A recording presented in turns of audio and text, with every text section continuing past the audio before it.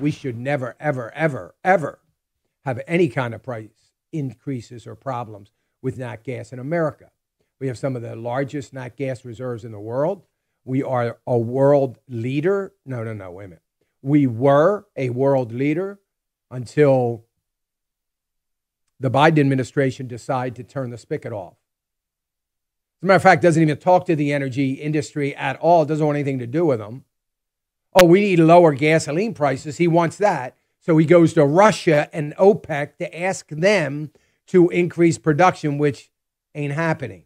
They didn't do it. They don't really care what Biden wants. They're going to do what's right for them. And the real problem is, there are a lot of poorer nations, some of those poorer those Eastern European nations that are dependent upon Russia for gas. And it is a shame. We watch that. It's going to, another cold winter coming. They depend highly on nat gas for heating, and they're going to be under the thumb of Russia and Russia prices. So we've missed an amazing opportunity for the economy here in America. And, but the American people made a decision to hate and despise prosperity. They were finished with it. The American people said, we've had enough of this prosperity for all these years. It's making us look bad to our globalist friends. And we've had enough. We don't want prosperity. We don't want prosperity for ourselves. We don't want it for our children. We don't want it for our grandchildren. We don't want it for future generations. We don't care about prosperity. We just want to be equal with the rest of the world. Well, Dan, that's a ridiculous statement. You're saying the American people.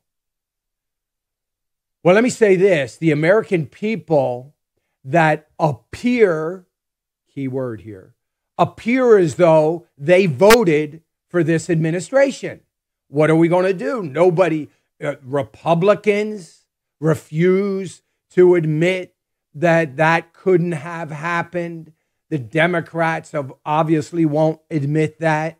We don't have any investigations that will ever come to light. So I have no choice but to say that this was the choice of the majority of the American people. I happen to believe that's wrong, but it doesn't matter what I believe, because nobody else cares much about a president that was appointed. So this is what we have.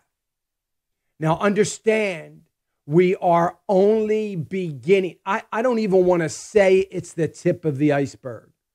I don't think the tip of the iceberg has even made its way up out of the water. I don't even think we can see it yet. But this is the beginning. It was the beginning about a month ago, and it's going to continue. So the only thing that anybody understands is what is happening.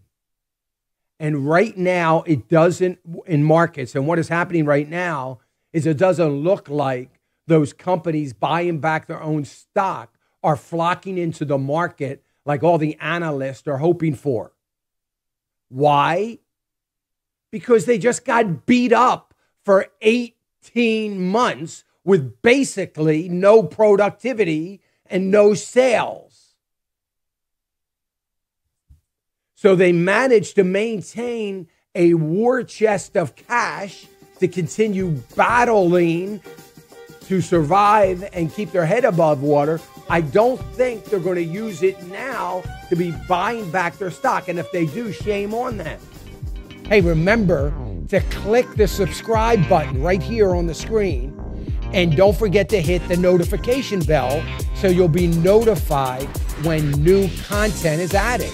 And more importantly than anything, you don't want to miss all 3 live hours of Financial Issues every day from 9 to noon.